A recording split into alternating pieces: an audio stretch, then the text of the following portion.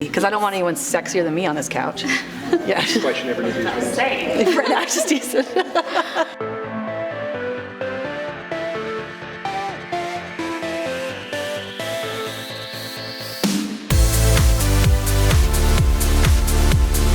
Okay, so this is Amalia, and we grabbed her after this meeting that we were at, and she actually works at the salon that I get my hair done. And my letting the gray go is not a statement against you guys. Oh, you're fine. It's a statement about my life, and that my husband's like, oh, you're letting it go, it's cute. And I was like, whoa, you think it's cute? Because, but she's just this cute, service-oriented girl, but we've never like talked about what makes you tick, like the thing. Yeah. So you just gave me like a little precursor. Do you want to go there, or do you want to give me something else? The kids? Yeah. I mean, you had a kid. You just said you're 28. I'm 28 and you had a 7-year-old. A 7-year-old, yes. And a 5-year-old. 5-year-old. So you had kids before you hit 25. So Yeah. I was actually in hair school, and I was of the belief that I was never going to get married, and I was just going to travel the world and all the fun things. And I met my husband and we were dating, and I told him this because he's from rural Utah, and our lives, we had nothing in common except for like our connection. And so I was And that's actually a surprisingly good foundation to build on, because then you communicate more. Oh, absolutely. Yeah. And I still ask him like stupid questions about like, oh, so how were you raised? You know, like, why does It's not this make stupid sense? questions. Yeah, no, it's stupid. It's That's funny. called getting into people and communicating and learning, because if you find common ground, you can learn to respect anyone. Yeah. So I was living in Salt Lake going to hair school, and we actually met up in Logan, and he is going to school at that time to be a farmer. Yeah, and so being a farmer and traveling the world are two opposite things. Absolutely, Okay. and we knew this. The week actually that I found out I was pregnant, I was very emotional, and I was like, oh my God, our lives are never gonna cross, so we should break up. And then I found out I was pregnant, but it was really funny because I went to my mom like after a month of fear, and she was funny. Like I pulled her aside, and every person did this that I talked to. I was like, hey, like I have something to talk to. My mom's like, you're pregnant, like so excited. So they were okay. They were okay. They loved it. So they loved you, but were they nervous for you being 20? Kind of. Because I admit it, if my daughter came to me 20, she's a very brilliant, smart girl. Right. I'd be like, sweetie cakes. This is going to be hard work. Right. Yeah. See, my parents and everyone I told was more And I would baby want hungry. her.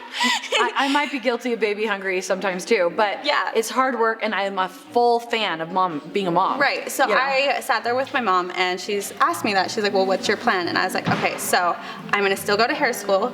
And then I told her, I was like, then we probably won't get married until we decide, and then where I'm going to live and where he's going to live and what life's going to be like. And my mom's like, hold on, put on the brakes. And she's like, let's talk realistic here. She's like, what insurance do you have? And Yes, I like your mom. I like your mom. Yeah. And then she's like, what about the dad? Do you want him in your life? And you want him in your kid's life and all these things. Yeah. So after about a 2-hour conversation, I decided to drop out of hair school and move up and support my husband through school with the sole promise that I was going to go back to school when he was done. Which you did. We did. I did. Yeah. I became a hairdresser. Because you touched my hair.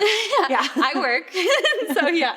I think that's amazing, because I always talk about leaning into the tough conversations. Your mom could have, freaked out. That wasn't the ideal, or the list. Right. There's many Hallmark movies made over all the list of possible reactions. I love that she leaned in to that conversation, being like, okay, great, I'm glad you're in love.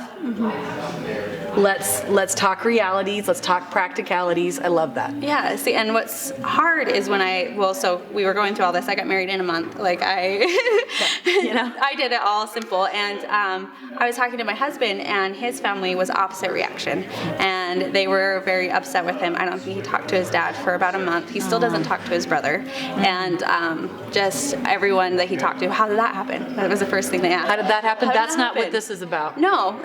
Because I can tell you how that happens, because I do maturation programs, but even those kids, I'm like, talk to your mama. Well, they were more like behavioral thing, like what did we do wrong to get you to have a baby at 20? Yeah, it was hard. They internalize that. Yeah. No, it's called biology. And, it's like, I waited until I was, that's a long story. But basically with my husband, everyone's like, well, you guys haven't had sex? And I'm like, now how does that happen? And I'm like, well, it hasn't. There are tools to help you not get there. Right. And just saying don't do that, which is a very natural biology thing, is not insulating your child from not making you a grandbaby before they get married. You have to lean in to those conversations, lean into, I have a 16-year-old son being offered the things on the social media, you know, and you know, that's not a conversation to be like, oh, that girl's bad, that girl's bad. I mean, these are people, these are human beings, right? Right.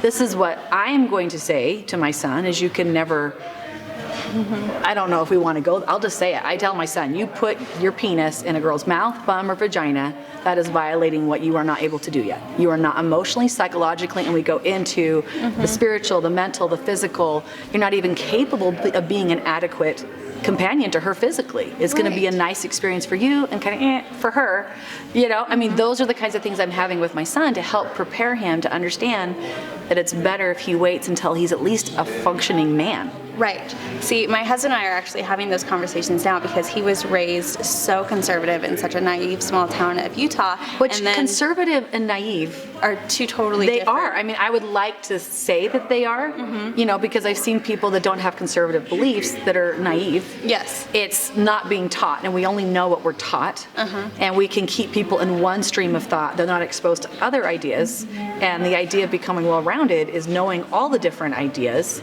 and then making a decision because of conversation and what you value. Right. Now we're starting to get into the fact of like, when our kids are older, what are we going to let them do? Okay, What are we no, gonna let not them when say? they get older. Like now. It's now. You start. It is now. It broke my heart. I'm going to give you some old lady advice because I've raised 31 children and they're all amazing. You know, is that you have all the conversations when you hear, you know, about suicide. Talk to your kid about, you know, and imagine that being your kid. Be alarmed as a parent, and being aware will help you cushion your child as they go into life because they know you're that safe place. So I do that when my son comes to me and he's like, hey, so there's a kid at school passing out drugs. And I'm like, oh, that's interesting. So hey, why don't we talk for a minute? It's 20 minutes in of me just kind of asking gentle questions before I find out he didn't take it. But because I was calm and asking questions, he let me know there was a boy that had taken 9 of these pills that they don't know what they are. Oh my goodness. So then I'm like, oh, okay, what do you think the consequences could be for him? So again, I know exactly. Eventually I get my son to call the boy who tells his mom they have a stomach pumped. You know what I mean? And, you know, possibly saved a kid's life because we're calm. But being calm on the 7-year-old conversations to the 8-year-old, and now I'm getting the 16-year-old ones where I know more than some of the parents about the kids, and I'm like, crap, now I got to call the parent and be like, hey, your kid's gonna make you a grandparent. And they're 15, you know what I mean? Right. And we lean in. We can't ever inoculate our children from catching something, but we can help them to know where to get the remedy. Right. And to know that there's always, our hospital heart is always gonna be there for them no matter what.